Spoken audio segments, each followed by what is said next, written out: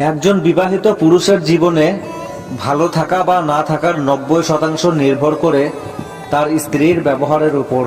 जो तेरे संग काटी रातें जिए जो हंसी लम्हे। বিবাহিত মেয়েদের বলছি, শোনো, স্বামী ছাড়া অন্য কোনো পুরুষের সাথে সম্পর্ক করিও না। সে তোমাকে স্বপ্ন দেখাবে, কিন্তু কখনোই বিয়ে করবে না। একটা কথা মনে রেখো, নিম পাতা তিতা হলেও রক্ত পরিষ্কার করে। স্বামী যতই খারাপ হোক না কেন, সেই তোমার জন্য শ্রেষ্ঠ পুরুষ। আমি তোমার কাছে রাখবো। বাস্তবতা কখনোই আমাদের মনের মতো হয় না, তবুও সবকিছু মেনে নিতে হয়। এই তো জীবন। প্রতিশ্রুতি নয়, পরিস্থিতি বলে দেয় কে পাশে থাকবে আর কে থাকবে না।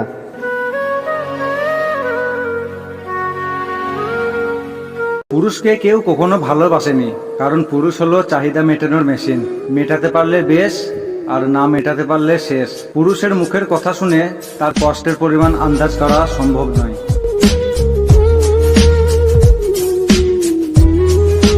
পৃথিবীর মধ্যে শ্রেষ্ঠ স্ত্রী কারা জানেন?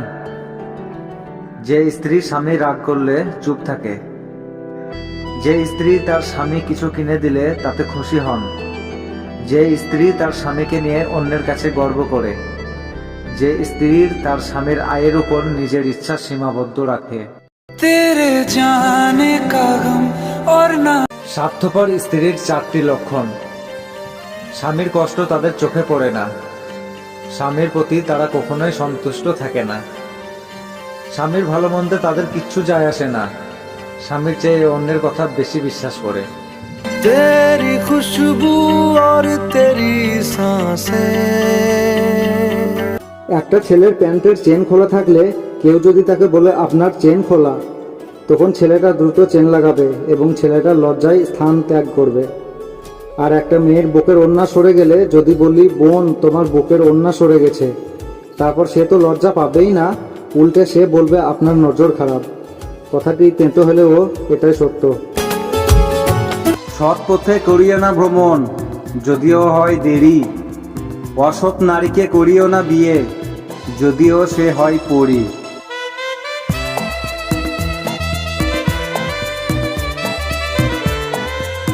তরকারিতে যেমন লবণ বেশি দিলে তরকারি নষ্ট হয়ে যায়, ঠিক তেমনি স্বামীর সাথে সবসময় খ্যাচ খ্যাচ আর অশান্তি করলে স্বামীও নষ্ট হয়ে যায়। শোনো বোন, পুরুষ হলো বন্য ঘোড়ার মতো। রেগে গেলে সংসার ওলটপালট হয়ে যাবে, সংসার ভেঙে যাবে। মনে রেখো, পুরুষের সাথে রাগ দেখিয়ে নয়, তাকে ভালোবেসে বশ মানাতে হবে। পুরুষের সাথে রাগ দেখালে সে আরো হিংস্র হয়ে যাবে।